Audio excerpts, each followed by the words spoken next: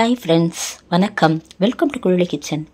இன்றைக்கி நம்ம குழலி கிச்சனில் என்ன பார்க்க போகிறோம் அப்படின்னா, எங்கள் அத்தை சமைச்ச பாவக்காய் பொரியலும் கொள்ளு பயிறு கடைஞ்சதும் இன்றைக்கி என்னைய சமையல். அதாங்க, கொள்ளு பயிர் வேக வச்சு கடைஞ்சிட்டு பாவக்காய் பொரியல்.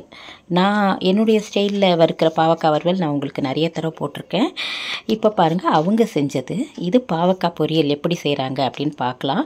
இதுக்கு கொஞ்சம் தேங்காய் எடுத்து வச்சுக்கிட்டாங்க. பாவக்காவை இது மாதிரி பொடி பொடியாக அரிஞ்சு வச்சுக்கிட்டாங்க. வெங்காயமும் ஒரு 2 வெங்காயம் வேணும்னு சொன்னாங்க. அதனால் 2 வெங்காயமும் கட் பண்ணி வச்சாச்சு. பாருங்கள், எங்கள் வீட்டுக்காக 2 வெங்காயம் கட் பண்ணி கொடுத்தாங்க.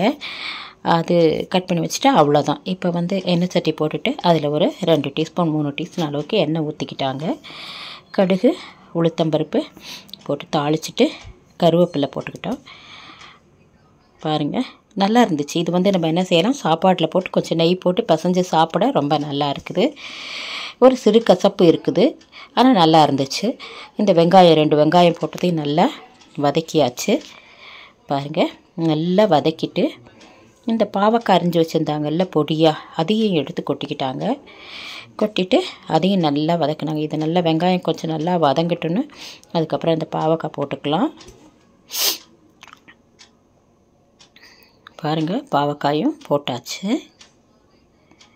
இதையும் போட்டு நல்லா வதக்கிக்கலாம்.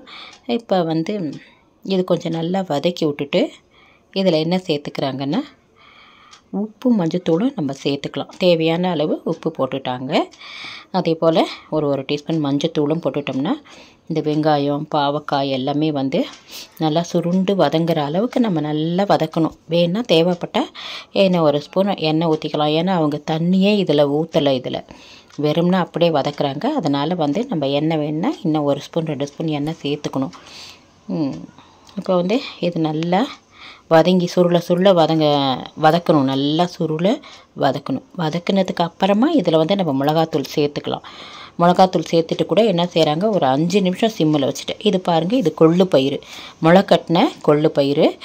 அது ஹெல்தி தானுங்களே, அதனால் முளைக்கட்டின பயிரை இன்றைக்கி கடையலாம் அப்படின்னு சொல்லிட்டு ஃபஸ்ட்டு கொள்ளு ரசம் வைக்கலான்னு தான் நினச்சோம். அப்புறம் நல்லா நிறையவே இருந்த மாதிரி இருந்துச்சு. அதனால் சரி நம்ம கடைஞ்சிடலான்னு சொல்லிட்டு குக்கரில் மஞ்சத்தூள் பெருங்காயம் 1 ஸ்பூன் எண்ணெய் ஊற்றி நல்லா வேக வச்சாச்சு. நல்லா நிறைய 3-4 சவுண்டு விட்டு தான் இறக்கணும். இருந்தால் கூட அது நல்லா குழைவாக வேகலை. அதனால் நான் என்ன செஞ்சேன், ஒரு மிக்சியில் போட்டு ஒரு அடி அடிச்சிட்டு. இப்போ மிளகாத்தூள் இது உங்கள் காரத்துக்கு தேவையான ஏற்ப நீங்கள் மிளகாத்தூள் போட்டுக்கலாம். அவங்க ஒரு ஸ்பூன் இருக்கும், கொஞ்சம் கூடயே இருக்கும், அந்த அளவுக்கு போட்டுக்கிட்டாங்க. போட்டு நல்லா ஒரு சிம்மில் வச்சுட்டு 5 மினிட்ஸ் நல்லா பரட்டி விடணும். கொஞ்சம் எண்ணெய் ஊற்றி பரட்டி விடும்போது நல்லா சுருங்கி வந்துடுதுங்க. இது லாஸ்ட்டாக நல்லா வெந்துட்டதுக்கப்புறமா நீங்கள் எடுத்தே பார்க்கலாம். பாவக்காய் நல்லா வெந்துட்டதுக்கப்புறமா தேங்காய் அப்படியே மிக்சியில் போட்டு அடித்து வச்சுருந்தோம். அந்த தேங்காய் துருவலை அதில் போட்டுட்டு நல்லா கிளறி விட்டுடுறாங்க. அவ்வளோதான்.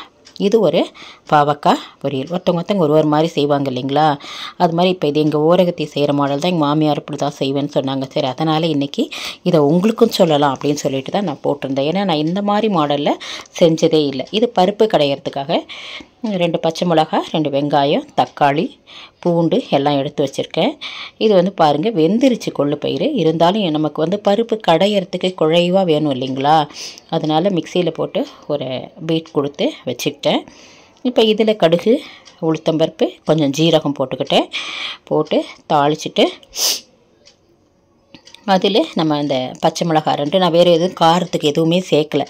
அந்த 2 பச்சை மிளகாய், வெங்காயம், தக்காளி நான் சமயத்தில் சேர்க்க மாட்டேன். தக்காளி அதிகமாக வெறும்னா இது மட்டும் பூண்டு வெங்காயம் பச்சை மிளகாய் போட்டு தாளித்து வச்சுருவேன். இன்றைக்கி தக்காளியும் சேர்த்துக்கிட்டோம். நல்லா ஒரு 3 தக்காளியே போட்டிருந்தோம். போட்டு அதையும் நல்லா வதக்கிட்டு இதில் தேவையான அளவு உப்பு போட்டுக்கலாம். இப்போ மஞ்சத்தூளாக நம்ம அதிலேயே போட்டுட்டதுனால இதில் மஞ்சத்தூள் போடணும்னு அவசியம் இல்லை. கருவேப்பிலை மட்டும் உருவி போட்டுக்கிட்டேன். இப்போ இதில் இந்த தக்காளியும் போட்டு உப்பு மட்டும் தேவையான அளவு சேர்த்து நல்லா இதையும் சுருள நம்ம வதக்கிடணும். ஏன்னா அப்படியே நான் பருப்பில் தான் பருப்பு சேர்க்க போகிறேன். அப்படியே நெய் போட்டு நம்ம சாப்பிட்லாம், பருப்பு சாதம் சாப்பிட்ற மாதிரி தான். ஆனால் கொள்ளு பயிறு கொஞ்சம் உடம்புக்கு நல்லது இல்லைங்க. இந்த டயட் இருக்கிறவங்கெல்லாம் வந்து இந்த கொள்ளு பயிர் அதிகமாக சேர்த்துப்பாங்க, ரொம்ப நல்லது. அதனால் இதையும் சேர்த்துக்கலாம். ஒரு நாளைக்கு துவரம்பருப்பு பச்சை பருப்புலாம் நம்ம கடைஞ்சி இதே மாதிரி சாப்பிடுவோம். அதே மாதிரி இது கொள்ளு பயிர் முளை கட்டினது. அதை ஊற்றியாச்சு. நல்லா ஒரு 2-3 கொதிக்கட்டும்னு ஆஃப் பண்ணிடலாங்க. இன்றைய சமையல் உங்களுக்கு பிடிச்சிருக்குன்னு நினைக்கிறேன். இது வந்து எங்கள் அத்தை சமைச்ச சமையல். இந்த பாவக்காய் கொள்ளு பயிர் நான் ஊற வச்சுருந்தேன். நன்றி. வாழ்க வளமுடன்.